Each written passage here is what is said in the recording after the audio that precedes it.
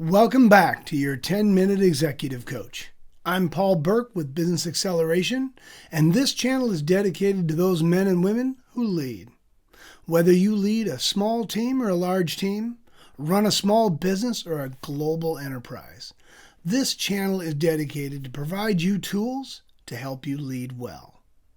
Those tools we provide, we always try to keep them practical, relevant, and fast. Practical, meaning you don't have to invest a lot to implement them. Relevant, you'll get it. Your people will get it. And fast, you can make an immediate impact on your organization when you implement these tools. We are at episode 8, and we're starting on a track of several episodes, which will be about enforcing or reinforcing the clarity we've created in the previous few episodes. One reminder and one emphasis that I want to make about creating clarity. We are talking about your leadership team, and we asked and answered several questions. And who are we? How do we succeed? What's most important right now? All those great questions we answered in creating clarity. I want to make sure that the main objective in creating clarity is to have that leadership team 100% aligned. You do not want any light between any of those men and women. They need to be 100% on board with the answers to those questions we've done in the previous episodes. That helps your organization have clarity. And now that we want to reinforce that clarity within the organization and on this leadership team, we start implementing tools to do that. And the first tool I would like to discuss is a scorecard. Now, we're going to mainly discuss a scorecard as how it pertains to that leadership team and how they implement the scorecard on a weekly basis, let's say with your tactical meeting. Our goal is to come up with 5 to maybe 12, 15's large numbers that will let us know on a quick glance we're doing okay or we have issues. Things that leadership team needs to deal with on that weekly tactical meeting. Now, we'll break down what kind of numbers and how they work, but what I want to remind you is that the numbers need to be predictive numbers or leading indicators, you may say. Our goals are annual, let's say. We've got a goal to make so much profit every year. If we measure profit at the end of the year, it's too late. We need to find out those numbers that impact that goal so we can make adjustments and make corrections along the way. Let's start. I'll give you a great example, and that is one I've always used with my clients to show how it works. Let's say your organization needs to make $100,000 profit this year. And you know, through history, that your company operates on about a 10% profit margin. Your gross sales, pretty simple, $1 million.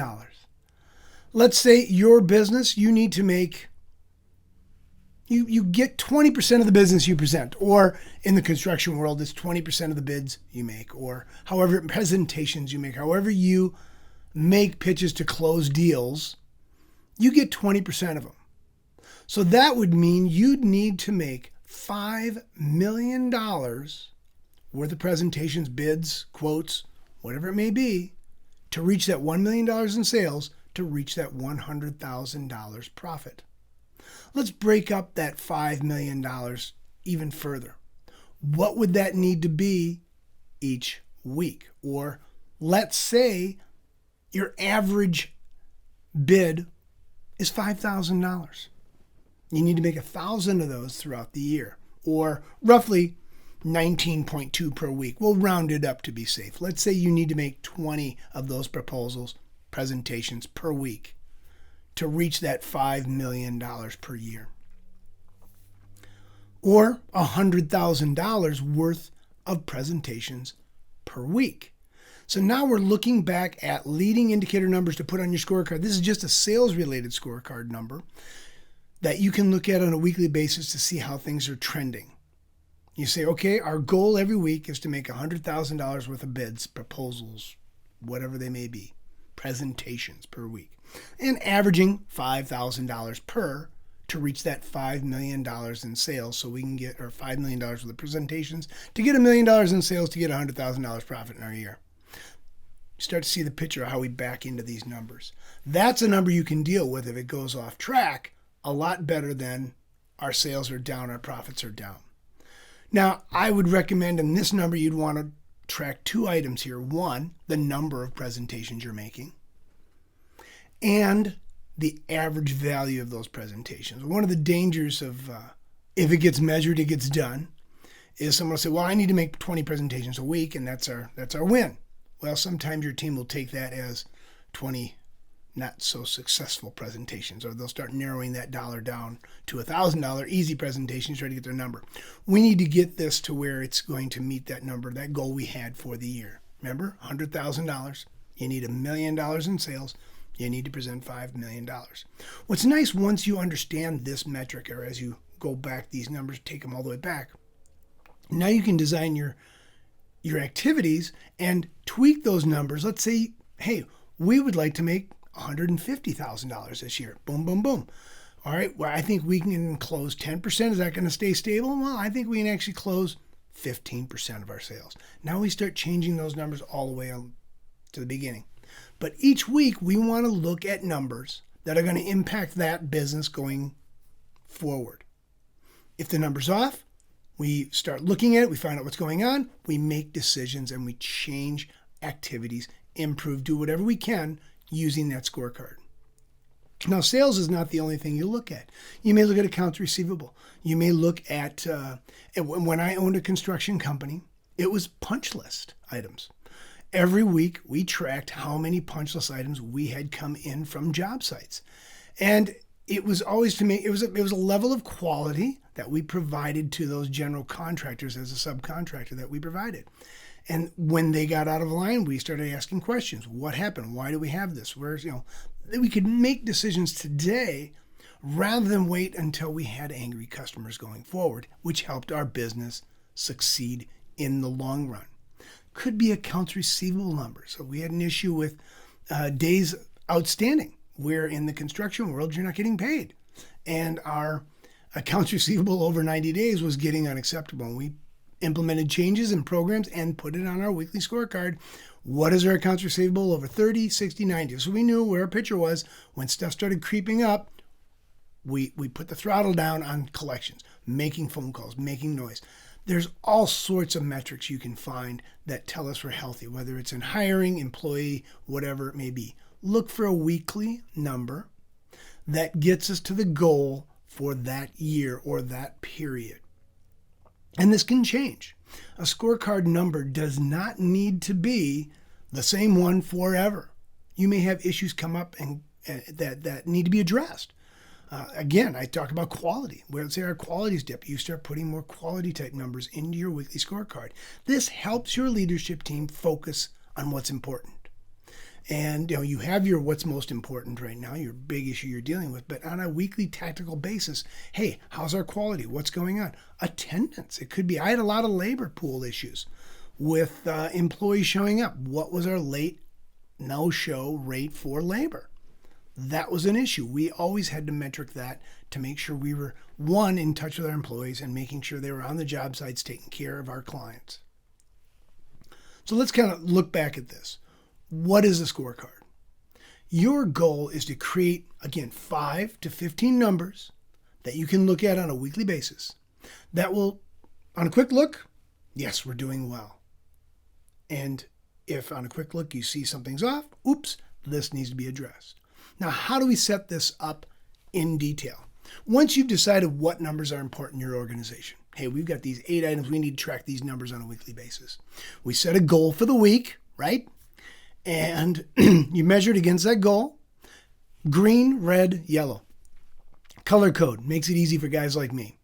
Red, we're off track, need to address it. Yellow, it's just a warning track, not a critical issue, but let's keep an eye on it. Green, we're exceeding goal, we're on goal, we're doing great. Quick little color code, you look at the scorecard, wonderful.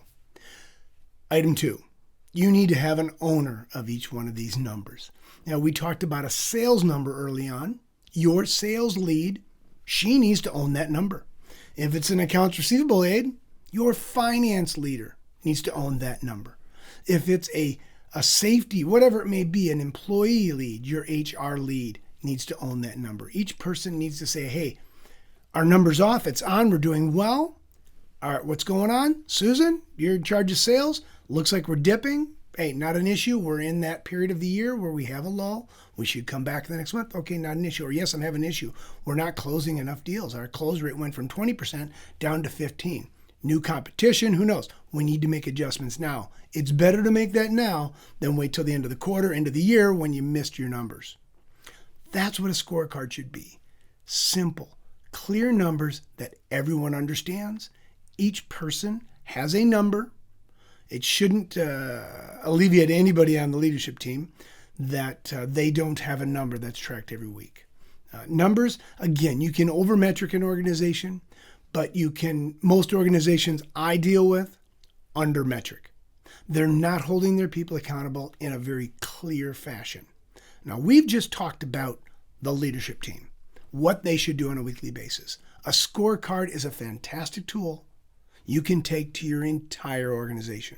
Your sales, your service, whatever operations, wherever you are, HR, clear and concise. Most of my clients, we get the leadership team working with these, they get really good at it, and then they take this tool to all of their other teams within the organization. And it is a magical tool.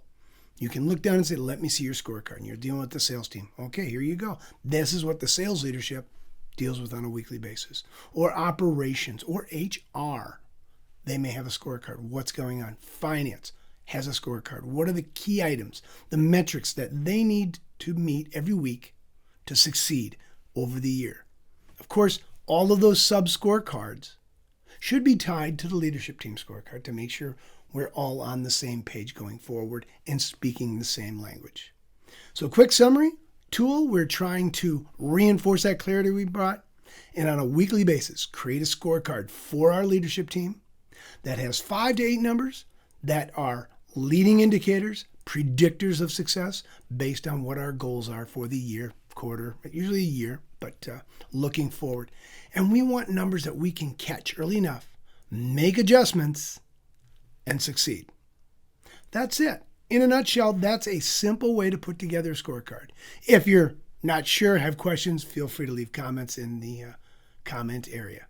Thanks again. This has been your 10-Minute Executive Coach, and I'm Paul Burke with Business Acceleration. Please lead well.